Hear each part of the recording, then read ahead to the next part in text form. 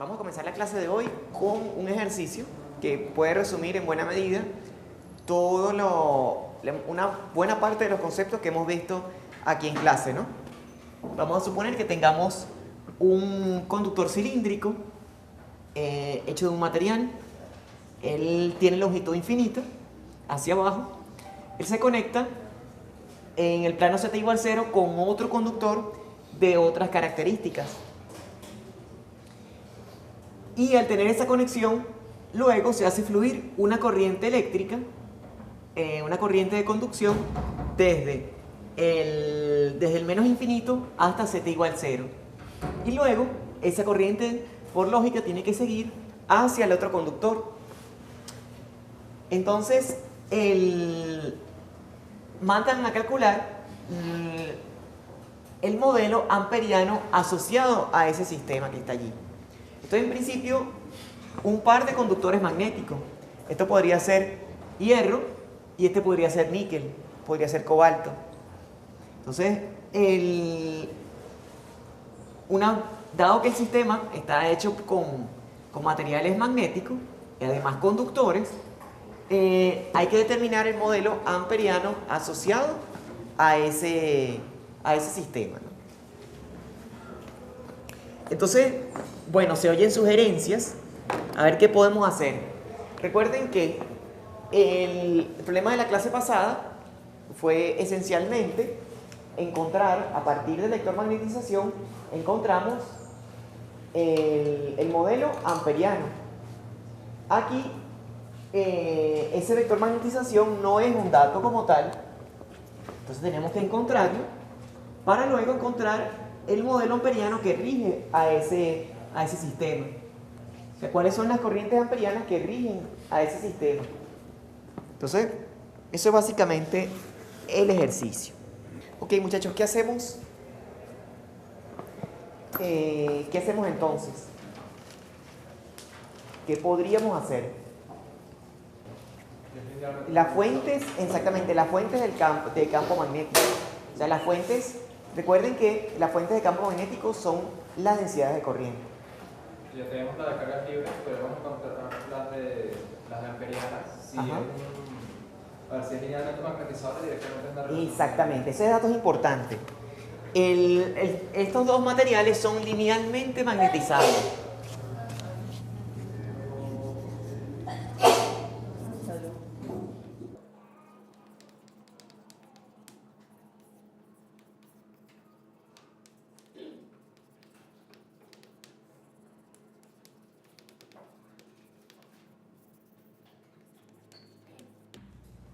Ajá. Entonces, si los materiales son linealmente magnetizables, ¿qué podríamos hacer entonces?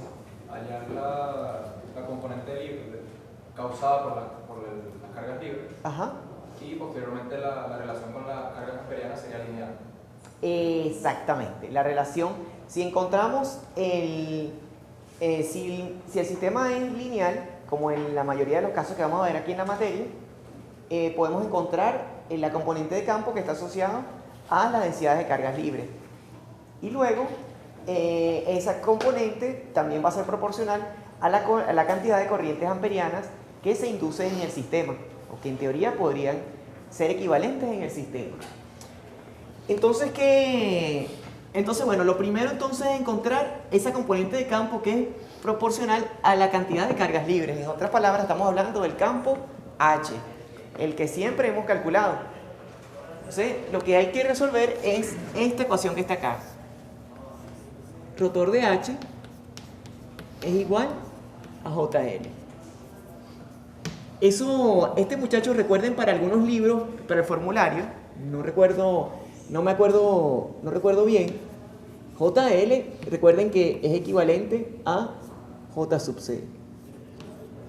O sea, corrientes de conducción, corrientes de cargas libres. Eso equivale una con la otra. Estén siempre pendientes de eso por si leen un libro. En inglés también hay J sub F. Todas esas equivalen. Entonces, es lo mismo, se está hablando del mismo fenómeno de corrientes de conducción. Entonces, bueno, lo que tenemos que resolver es esta ecuación que está acá. Esto es igual a 0, igual a J sub 0, 1z, dentro del cilindro,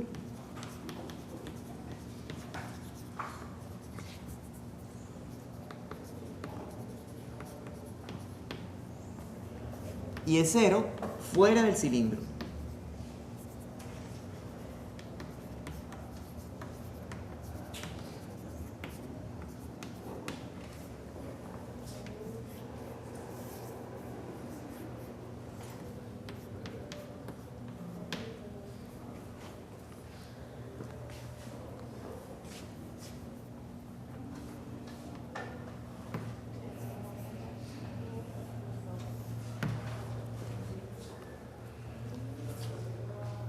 Entonces, bueno, esta ecuación diferencial es lo que tenemos que resolver para encontrar el vector h. Fíjense que ya este es un problema del primer parcial, que una vez incluso hasta lo resolvimos en clase. Problema de coordenada cilíndrica. Entonces el campo va en esta dirección, él gira alrededor del cilindro. Y entonces, bueno, al final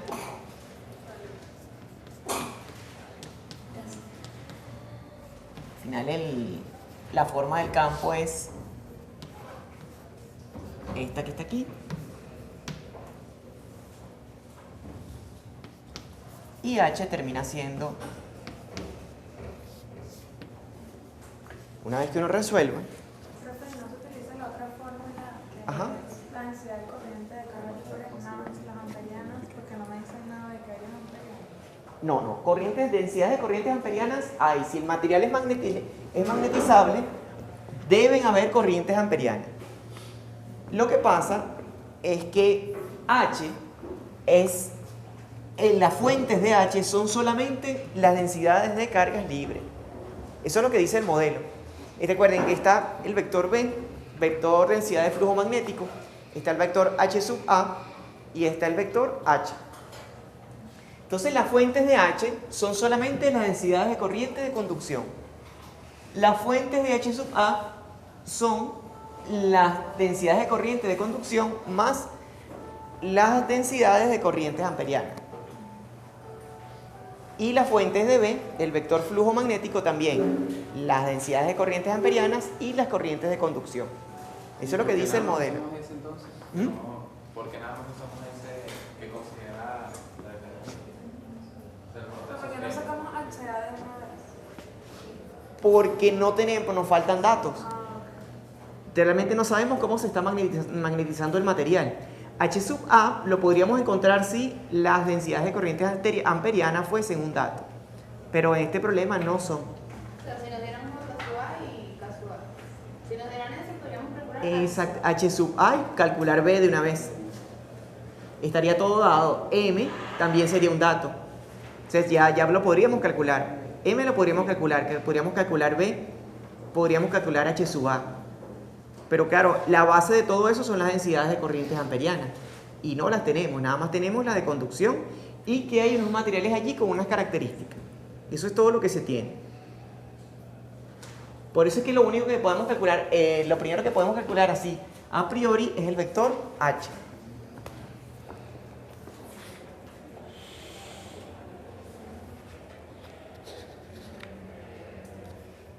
Entonces, bueno, esto debe dar algo así.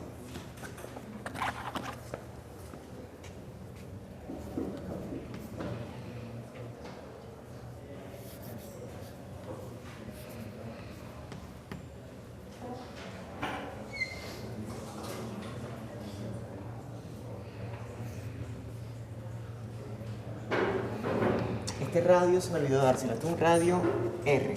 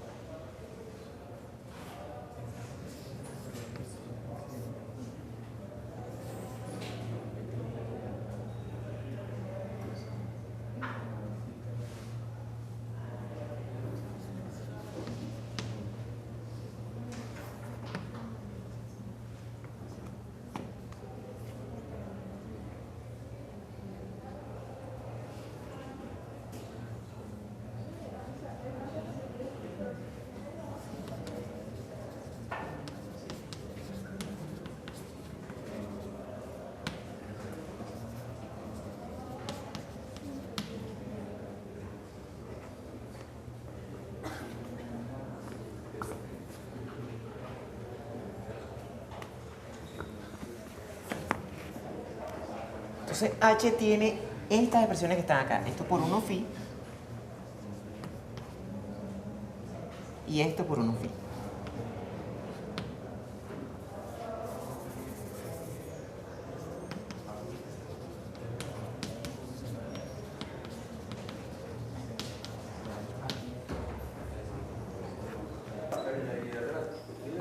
Ajá. Y le igualas a mi sub 0 por H sub A. Exactamente.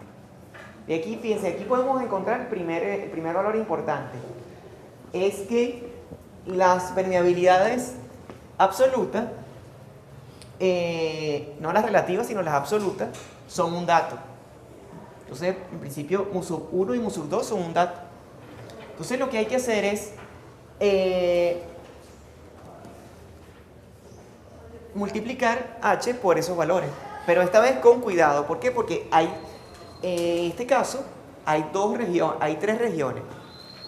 En una vale, en esta región que está aquí, el valor de mu es mu sub 1, aquí es mu sub 2 y aquí afuera mu sub 0. Entonces, el vector B, el vector flujo magnético, que es mu por H, entonces es el que tenemos que reescribir. Ponerlo por aquí porque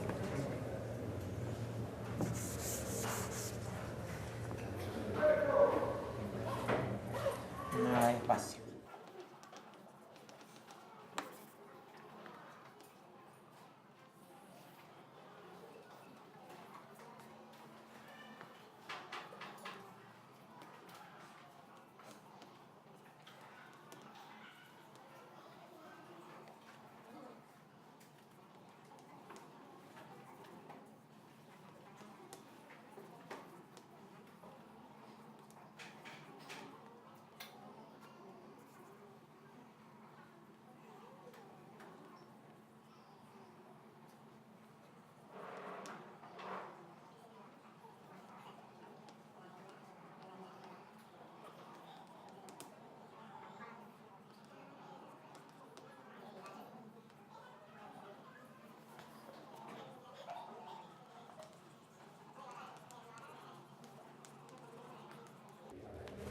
Aquí deberíamos poner aquí arriba fuera de los cilindros. Eso es aquí J sub 0.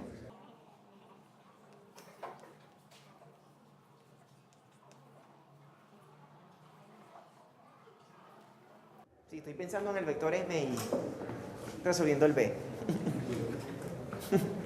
Ok, entonces al final, muchachos, esta H que la definimos dentro y fuera de los cilindros puede dar lugar a un vector flujo de campo magnético que va a tener esta forma que está acá. Entonces, como hay 3 volúmenes, entonces tenemos 3 regiones. Entonces multiplicamos esto por la permeabilidad relativa correspondiente en cada volumen y esto por la permeabilidad del vacío, la permeabilidad magnética del vacío en cada volumen, en el volumen de afuera. Entonces, ¿ahora qué hacemos? Si tenemos B definido, ¿qué falta? Ajá, podemos encontrar H sub A dividiendo entre mu sub 0. Esa es una manera.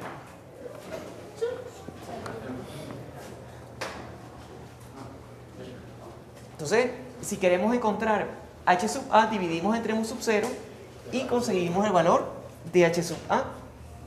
H sub A no quedaría igual a ese H que ya habíamos escrito al campo magnético que ya habíamos desarrollado. No, no queda igual.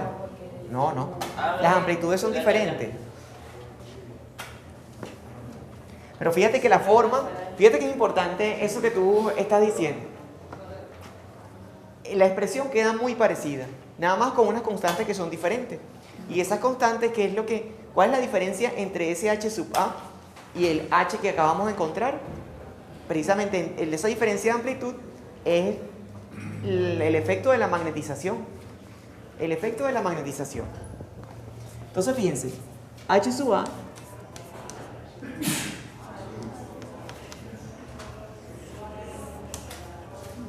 entonces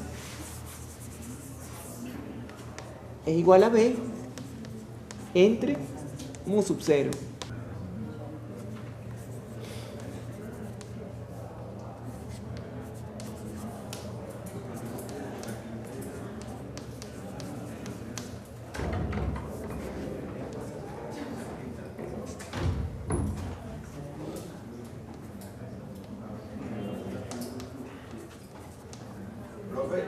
Las características magnéticas del material, tanto de este material como de este otro.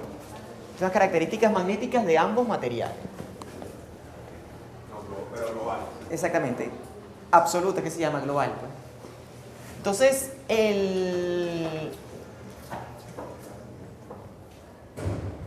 bueno, H sub A termina siendo eso.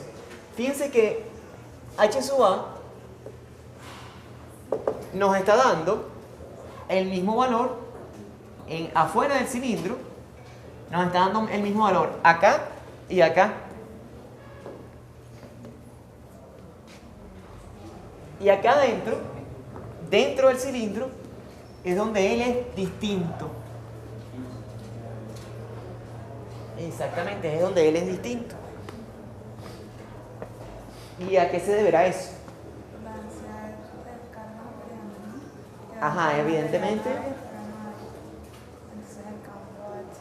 Sí, evidentemente que las densidades de corrientes amperianas hacen la diferencia. Hacen la diferencia. La magnetización no ocurre dentro del material. Exactamente, esa es la razón, o sea, la razón más física más palpable. La magnetización ocurre es dentro del material. Recuerden que H sub A es H más M.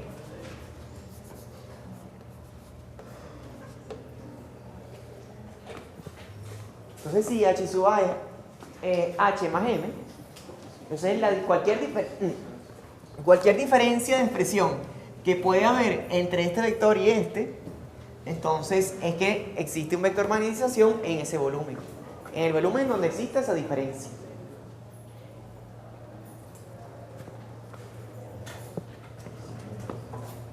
Entonces, bueno, vamos a calcular ahora ¿qué podríamos hacer? Calcular M, ¿verdad? Exactamente, y después calcular las densidades de corriente amperiana.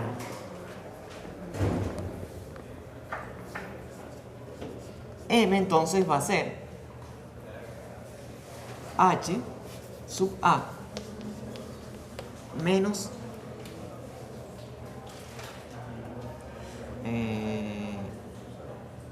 menos H.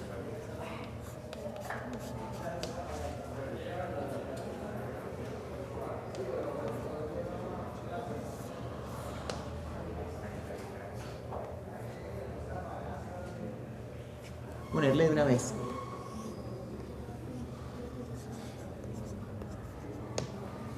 Mu sub R1.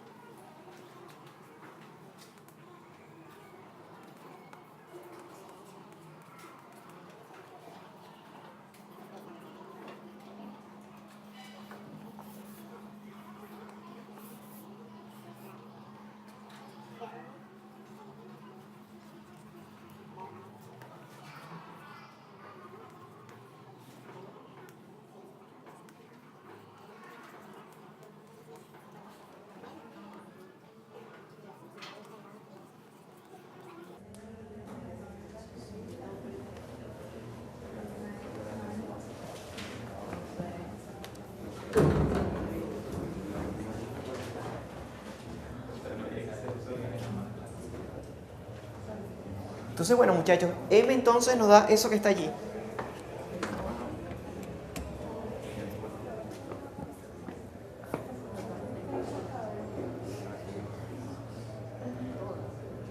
¿Qué hacemos ahora? El rotor de M, ¿verdad? Entonces, las densidades de corrientes amperianas, la volumétrica, tiene este valor que está acá. J sub A es el rotor de M.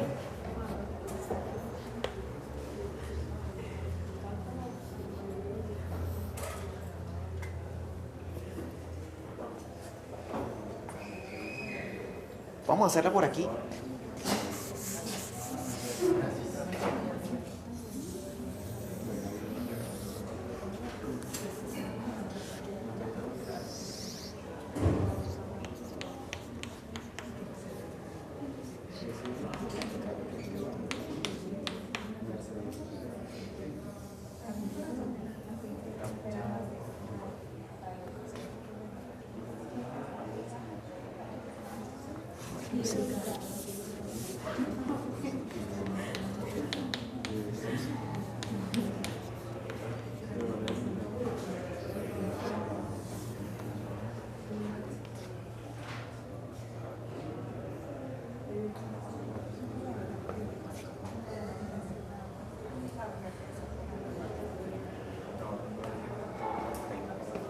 Entonces, ¿cuánto daría eso? Profe, ese M mu R1 es la permeabilidad relativa. La permeabilidad relativa, sí. Recuerda que la permeabilidad relativa es el cociente entre la permeabilidad absoluta y la permeabilidad del vacío. Así como está colocado allá. Ah, ¿qué? ¿Cómo es esa? ¿No? Sí, esto. Como esto. ¿Ves? Ok, entonces J sub A, bueno, si esta cuenta está bien hecha, esto al final nos debe dar algo así. Mu sub R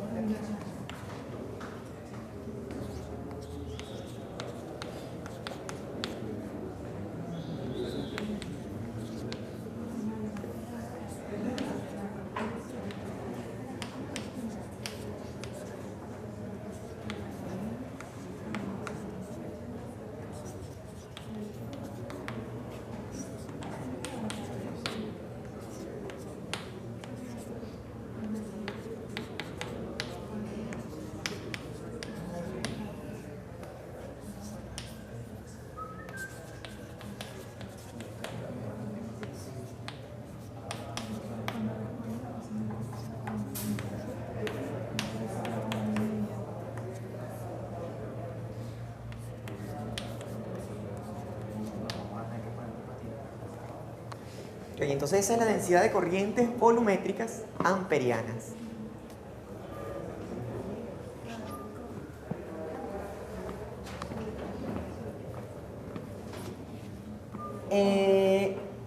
Pero nos vamos a quedar con esa nada más. El modelo, para que quede completo, ¿qué le falta? K sub A, ¿verdad?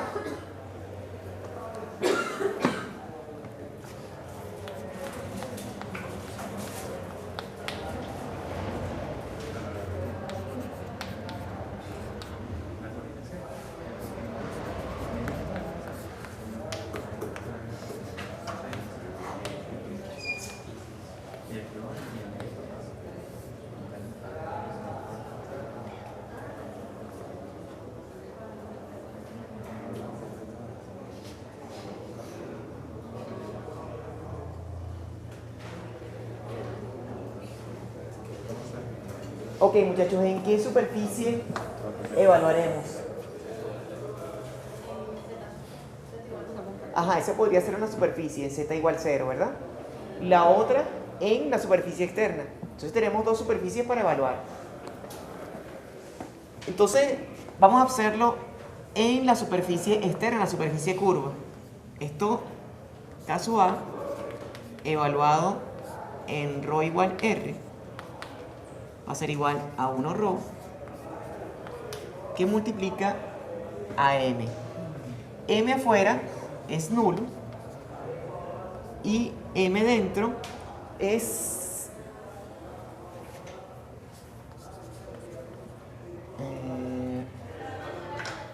claro, aquí hay que hacer una diferencia. Tenemos en realidad dos superficies. La magnetización no es lo mismo aquí, en esta parte del volumen, que en la parte de abajo. Entonces hay que dividirlo, en realidad son 2 K sub A. Entonces, K sub A, ρ igual R, Z menor que 0.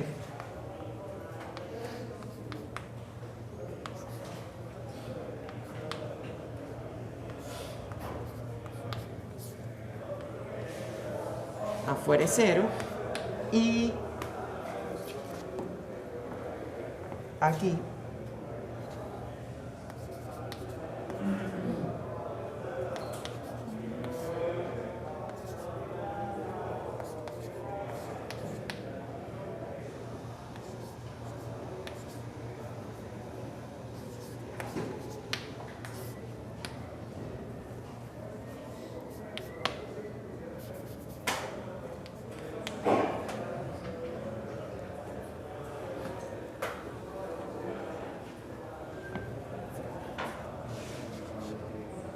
¿esto cuánto daría?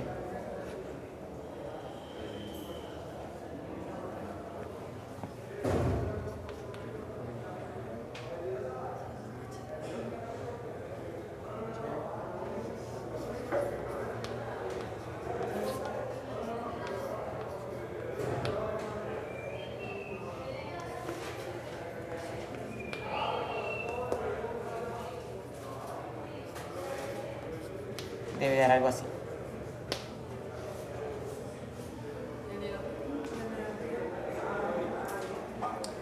¿1 ρ por 1 phi cuánto da? 1 z.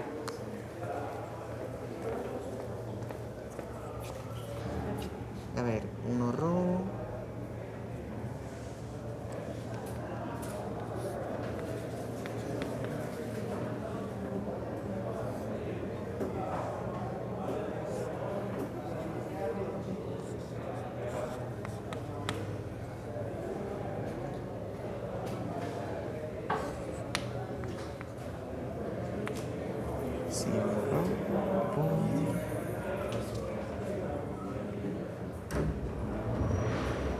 Sí.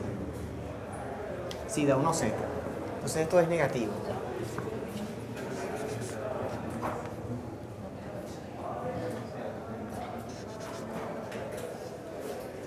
Entonces, si sacamos la misma cuenta, K sub A en ρ igual R, Z mayor que 0, igual a menos mu sub R2 menos 1, 3,2 R, nota sub 0, 1 Z.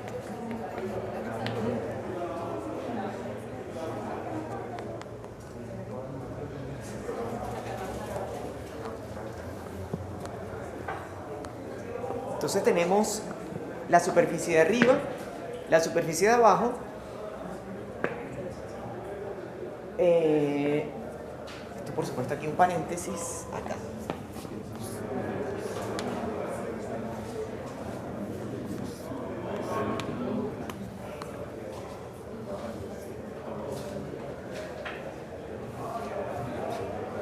Aquí esto creo que no es, esto creo que es...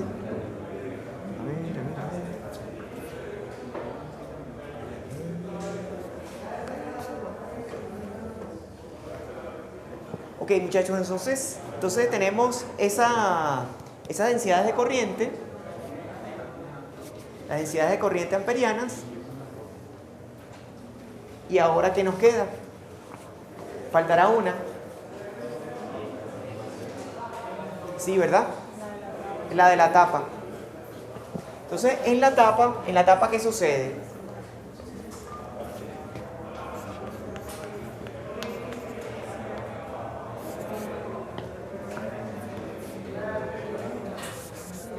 Vamos a ponerlo por aquí.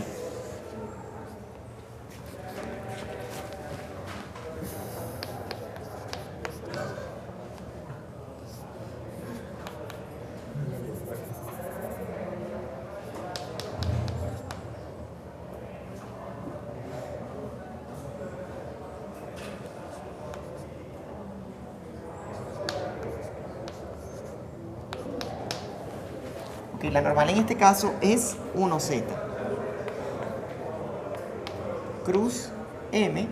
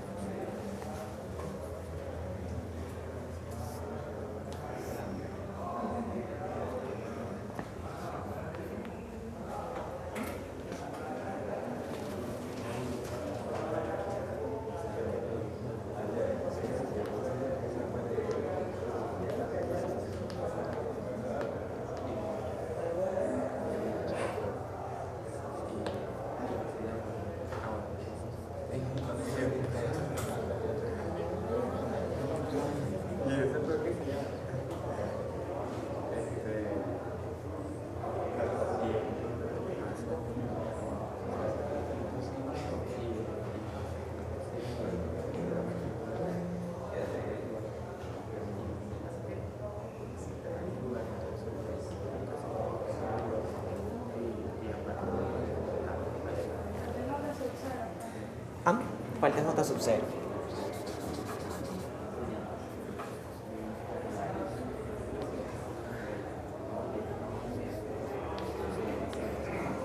Y quedan uno rojo. Exactamente, en uno rojo.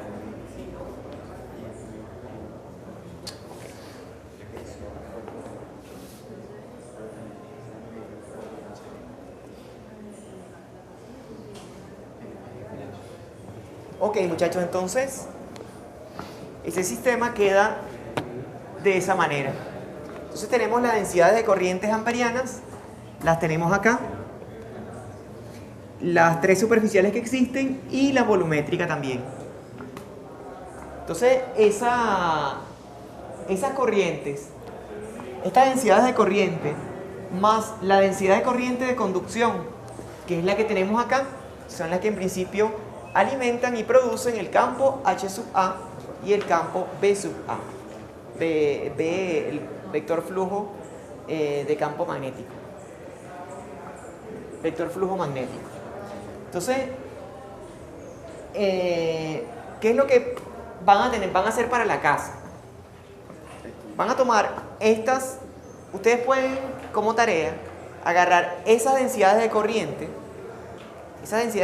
que tenemos allí, tanto todas las superficiales como las volumétricas, las de cargas libres y las ficticias, estas amperianas que tenemos allí, y ustedes deberían poder calcular todos los campos asociados con esa corriente. Si el ejercicio está bueno, está bien hecho, entonces les debe dar los mismos campos que teníamos como dato. O sea, como de atrás para adelante. Exactamente, como de atrás para adelante. O sea, comprobar que el modelo está funcionando, pues. ¿Ven la cuestión?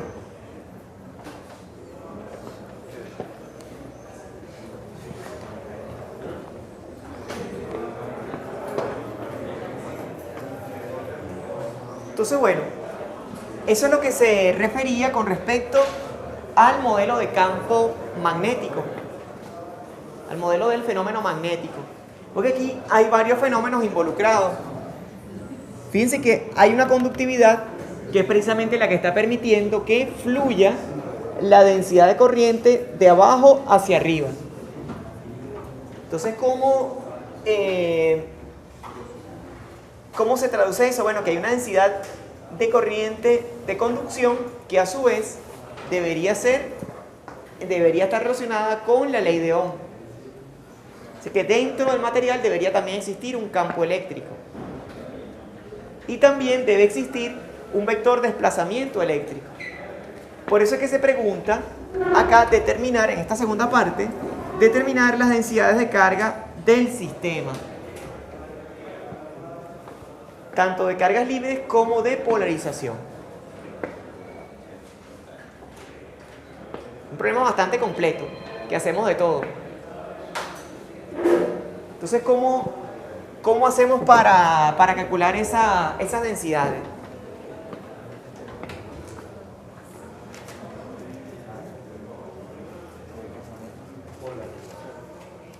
Ajá. Y de polarización no, si no dice el problema, no, simplemente no habría. No, mira, fíjate que esto, vamos a suponer que este es un material linealmente magnetizable y linealmente polarizable. Vamos a suponerlo así porque estos datos que nos están dando parecen nos dan esa idea, pues.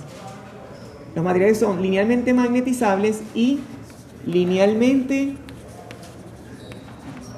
polarizables.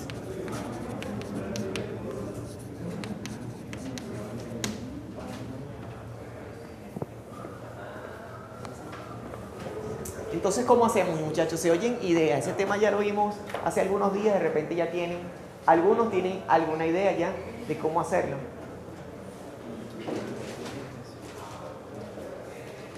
Recuerden que los conductores ninguno es perfecto en la realidad. Entonces los modelamos con estos parámetros: mu, epsilon y sigma. Pero vamos a hacer lo que era la divergencia de epsilon 0 por el X que llega. Ajá. Por ahí va la cosa, claro, tenemos que aplicar la ley de Gauss. Pero antes de eso, fíjate que el problema no nos da nada eléctrico, ningún dato. Tenemos que hacer algo para conseguir algo que sea eléctrico, un parámetro eléctrico del sistema. Ajá, ¿quién dice cómo podemos hacer algo? ¿Cómo podemos comenzar? ¿Qué ley, qué ecuación nos puede ayudar? Ajá, por ahí está la conservación de la carga. La conservación de la carga lo que nos dice, por lo menos la forma integral, es que podemos podemos encerrar en un volumen, en una superficie, dentro de una superficie, toda esta región de conexión entre los dos conductores, y decir que bueno, que lo que entra en esa superficie, en ese volumen, es igual a lo que sale.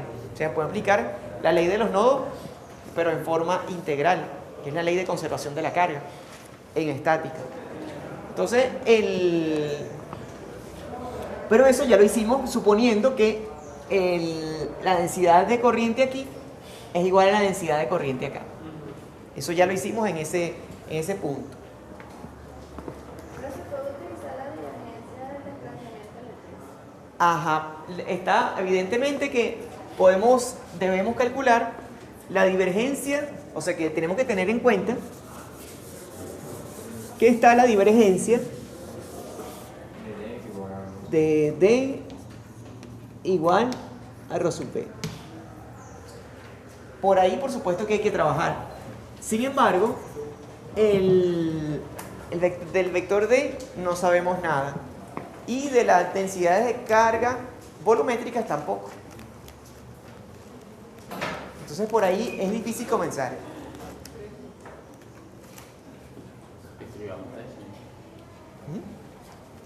La que como que es el rotacional de H menos la derivada respecto al tiempo de epsilon por el campo eléctrico. Hay una ley que se llama la ley de Ohm.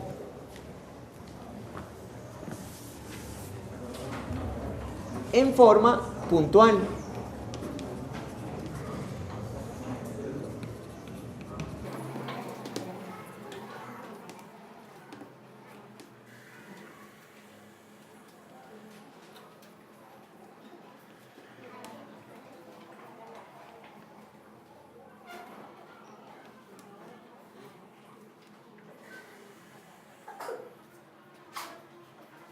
Entonces, ¿qué hacemos allí? J lo tenemos. Entonces, lo que hay que calcular es el campo eléctrico.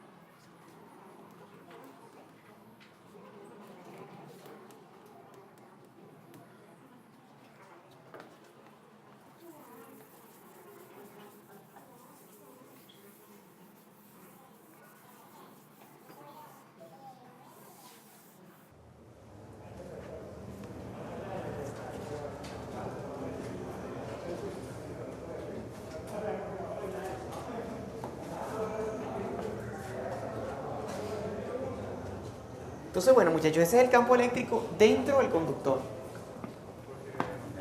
¿Y ahora qué podemos hacer? Podemos calcular todo lo demás. Al tener el campo eléctrico, podemos calcular el vector de desplazamiento eléctrico.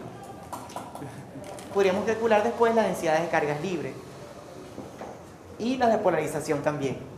Entonces, vamos a calcular el campo, el vector de desplazamiento eléctrico, que es epsilon por E.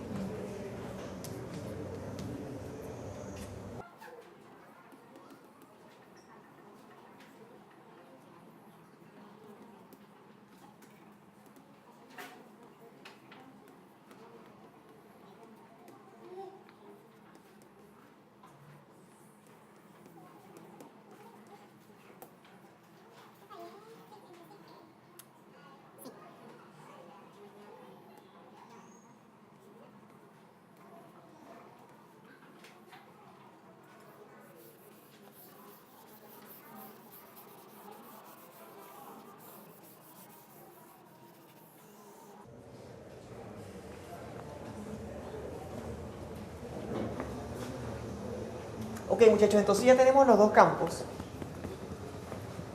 ¿Qué podemos concluir de allí? Eventualmente también podríamos conseguir el vector P, ¿verdad? Hay que recordar que P, que D también es igual a P más epsilon 0 E. Si uno despeja de allí P,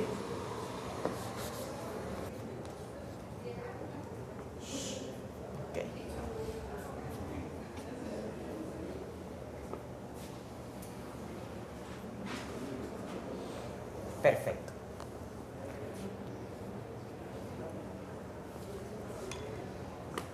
Ok, muchachos, entonces ya tenemos los tres campos. Aplicar. ¿Qué aplicamos allí? Fíjense, las densidades, para hallar las densidades de carga. Ajá, con la divergencia calculamos las densidades volumétricas, ¿verdad? Entonces, hay volumétricas de cargas libres, densidades volumétricas de cargas libres y densidades volumétricas de polarización. Las densidades volumétricas de cargas libres las calcularemos con el vector de desplazamiento eléctrico. Entonces, el vector D es rho sub B. ¿Y eso cuánto? Fíjense que el vector D es una constante. No depende del espacio. Por lo menos en los volúmenes que está definido. O sea, dentro del cilindro. Dentro de ambos cilindros, L es una constante. Fíjense que la densidad de corriente de conducción nos dan como dato que es una constante. Si como el material es homogéneo, sigma también es constante, no depende del volumen. Entonces el campo eléctrico, de acuerdo a esta cuenta que acabamos de sacar aquí, tampoco depende del volumen, o sea, del lugar en donde estemos evaluando. Dentro del volumen es una constante. Entonces el vector D también nos da una constante porque el material es homogéneo, y el vector P también nos da una constante porque el material es homogéneo. Entonces al final, si uno calcula la divergencia de todo eso, tanto de este vector como de este otro, la divergencia, ¿cuánto nos dará? Nos da 0. Y la densidad de carga de polarización, en este caso, hay que recordar que son el vector P, la negativa de la divergencia del vector P también nos da nulo. Entonces, ¿cuáles son las densidades de carga que podrían existir? Las superficiales. Exactamente, las superficiales. Vamos a calcular esto en z igual 0.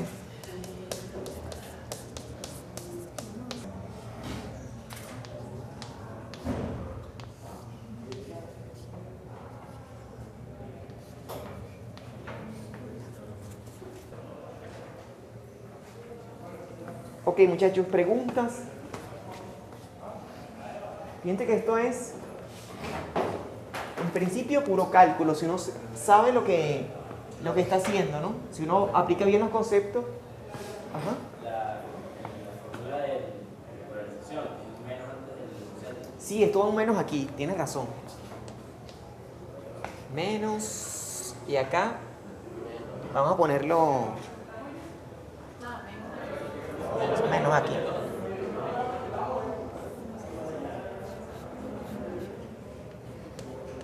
Menos acá.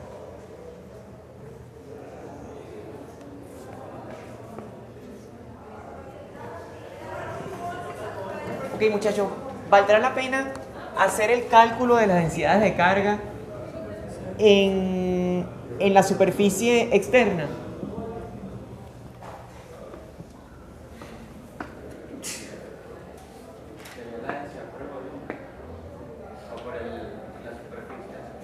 Ajá, podríamos aplicar las mismas condiciones de borde. Pero ¿valdrá la pena hacerlo?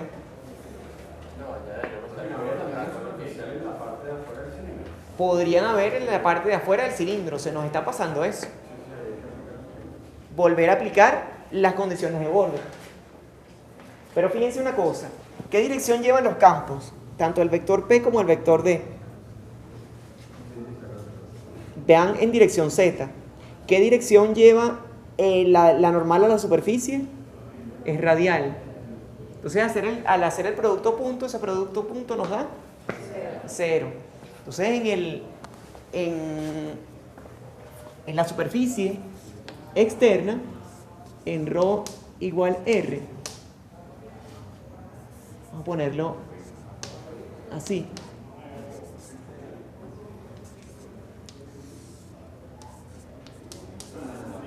Entonces esto da 0. Vamos a ver, igual a 1ρ punto 1z igual a 0.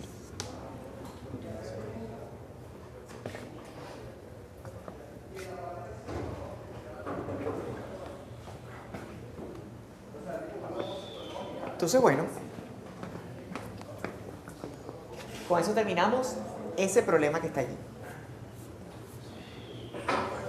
Yo les recomiendo para la casa este problema que está acá.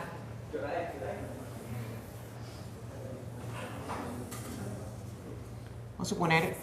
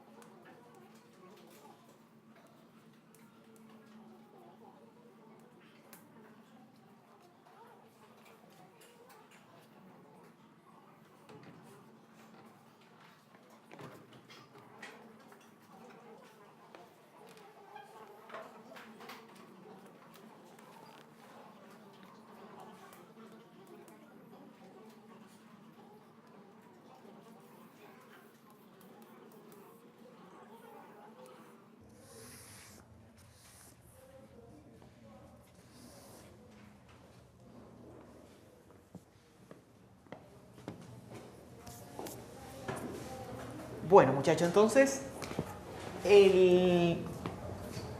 para que hagan en la casa entonces este problema que está acá. Tenemos una placa conductora cuadrada aquí arriba, una placa conductora abajo también cuadrada. Las dimensiones de esa placa conductora, bueno, es A más B por un lado y C por el otro. Entre las placas hay un espacio relleno de unos materiales que tienen todas sus características. Unas características eléctricas y unas características magnéticas. Entonces, en la mitad más o menos en la mitad del dispositivo, esto está relleno de un material. ¿Sí? Aquí hay esta distancia de acá a acá, es la distancia A. Y en esta otra parte del dispositivo, entre el volumen entre las placas, hay una distancia B. Entonces, él está relleno entre las placas, entre este volumen y por un material azul, y acá entre las placas por un material rojo. Entonces, primero, obviamente hay que encontrar todos los campos asociados a ese sistema. El vector, exactamente el vector J, el vector E, el vector polarización, todo eso. Y luego encontrar a partir de allí la resistencia, la resistencia que ve esta fuente y la capacitancia del dispositivo. Asumiendo que esta distancia D es mucho menor al tamaño de las placas, al área de las placas que está colocada aquí. Esta distancia C, A y B son mucho mayores a la distancia D. O sea que D es chiquitico con respecto al área que ocupan las placas. Entonces, eso es básicamente lo que hay que hacer allí. Hay que calcular la resistencia, calcular la capacitancia. ¿Qué es lo que ustedes deben hacer? Calcular todo como lo hicimos aquí en teoría electromagnética y luego compararlo con las herramientas que ustedes traen de física y que la capacitancia les dé la misma que están calculando aquí. Eso es básicamente, y la resistencia que les dé la misma que calcularon en circuito, bajo la ley de la resistencia, pues, del área, la ley que relaciona la conductividad con el área, con la longitud entre los electrodos. Entonces, bajo esa ley, confirmar lo que ustedes hagan aquí. De acuerdo a las herramientas que hemos visto en clase. Es una manera de que ustedes mismos se corrijan. Se corrijan. ¿Tiene la respuesta para ver qué es? Se las podría traer no la semana que viene, sino la otra, pues. ¿La puedes subir a la hora? También. Sí podría, sí. Claro, pero la idea es que se corrijan ustedes mismos, ¿no? Si no, por eso es la idea de que se acuerden de física, apliquen la fórmula y les dé lo mismo que estén calculando acá. ¿Ven? Muchachos, en la semana que viene entonces no vamos a tener clase. Yo les recomiendo que hagan todos los ejercicios que puedan de la guía. Si puedo hoy, tal vez les podría subir algún examen a aula virtual. Entonces, para que ustedes estén pendientes de ese detalle también. Los que no han hecho, los que no se han inscrito en el aula virtual, por favor, lo pueden hacer. Y así tener también acceso a esa información que coloquemos allí. Entonces, bueno, ¿tú me vas a decir algo? Ya va, muchachos, antes de que se vayan. Vamos a hacer un experimento aquí en clase. No, siéntense. Sí, todavía hay tiempo.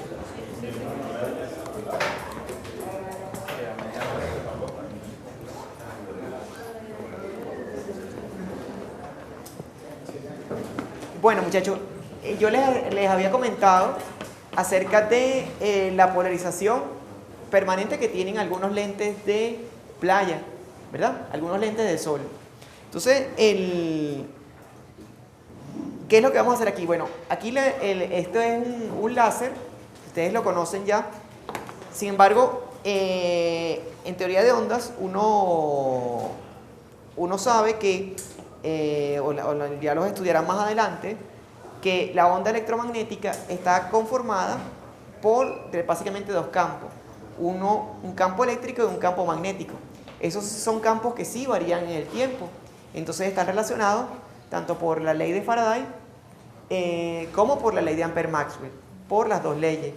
Entonces ellos van viajando en el espacio. En el caso del láser, en el caso de las antenas de telecomunicaciones, van orientados en una dirección, en una sola dirección. O sea, el campo eléctrico que va viajando en esta dirección, el campo magnético también en esta otra dirección, el campo eléctrico va en esta, por decir un ejemplo. Entonces, ella va viajando en la dirección de propagación, que es básicamente, esencialmente, la dirección del vector de Poynting, que lo vamos a ver pronto, ¿no? La dirección que la potencia va en este sentido, el campo eléctrico en este y el campo magnético en este. Entonces, el campo eléctrico tiende a interactuar con el campo eléctrico tiende a interactuar con los materiales que estén polarizados. Entonces, los lentes de sol son un ejemplo de eso. Entonces, uno puede observar en este experimento cómo la luz se atenúa cuando uno hace que el lente gire, el lente cambie su polarización. El lente está polarizado de alguna manera, ¿no? No sabemos exactamente cuál es, pero puede ser que esté polarizado horizontalmente o puede ser que esté polarizado verticalmente. O sea, él internamente tiene su propia polarización. Entonces, cuando uno hace girar el lente en un sentido o en otro, la luz interactúa con ese campo que está allí, con esa forma que estén organizados esos dipolos eléctricamente. Entonces, interactúa de una manera cuando está en una dirección y de otra manera cuando está en otra dirección. Entonces, yo no sé si esto tal vez hay que buscar una pared blanca por acá. Vamos a buscarla.